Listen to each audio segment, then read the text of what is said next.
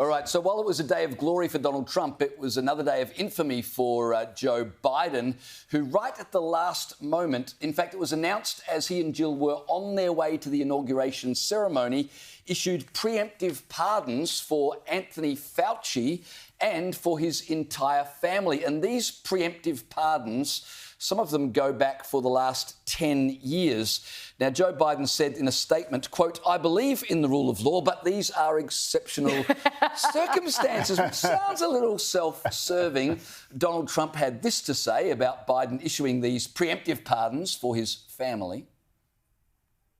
I was surprised that President Biden would go and pardon his whole family, because that makes him look very guilty. You know, I could have pardoned my family. I could have pardoned myself, my family. I said, if I do that, it's going to make me look very guilty. I don't think I'd be sitting here, frankly. The weird thing about this, Joe, is you pardon someone for a crime that has been committed. That's right. But when you're pardoning people who've been accused of no crime, that's less a pardon than a shield, isn't it? Oh, this is Minority Report. This is pre-crime. This is part of it, but it's kind of like the opposite. Instead of arresting someone for a crime that they haven't yet committed, you're pardoning them for a crime they hadn't yet committed. But again, I just love... Oh, they've committed the crime. I love the Donald's performance with this, which is that... Oh, no, because I think the pardon applies for anything they may be charged with in the future. Correct. I love the fact that the Donald... when he's saying this, again, he doesn't do what the left did when it was Donald Trump pardoning people and them not liking and saying, this is outrage, he's violated the sanctity of the office of the preventative. Trump talks, instead of all the hyperbole, sorry, I did the Julia Gillard pronunciation, he says, oh, that looks really dodgy.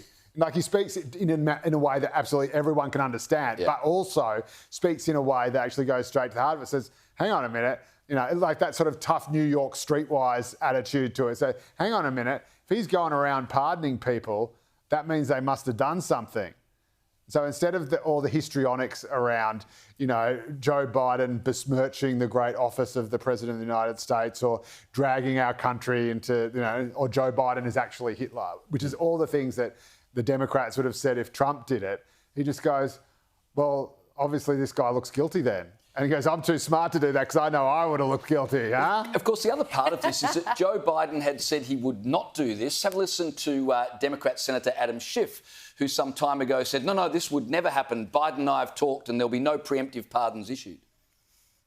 The precedent of giving blanket pardons, preemptive blanket pardons, on the way out of an administration, I think is a precedent we don't want to set. And you've communicated that to the President Biden? Communicated it both publicly and privately to the administration. Question I have, Liz, is do you think Trump will go after people, and were they right to fear that Trump was going to say go after Fauci, or do you think Trump is going to fresh start, let's not abuse the rule of law, let's just move forward and not look back? It would not have been an abuse of the law to go after Anthony Fauci. I'm like, Anthony Fauci's pardoned. Was Satan unavailable? Seriously, who else do you want to pardon? He also pardoned the general, whose name was Mark Milley, who outright admitted that behind, at the time, President Trump's back, he told China, don't worry, we haven't got any incoming strikes, and if we did, I would give you guys a heads up.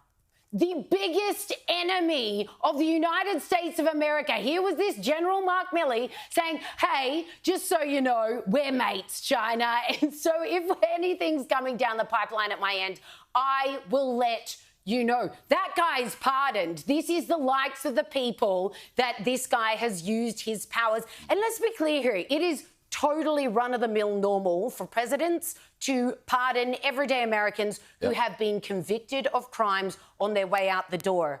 This is totally different. These people haven't been convicted of anything. They haven't even been investigated.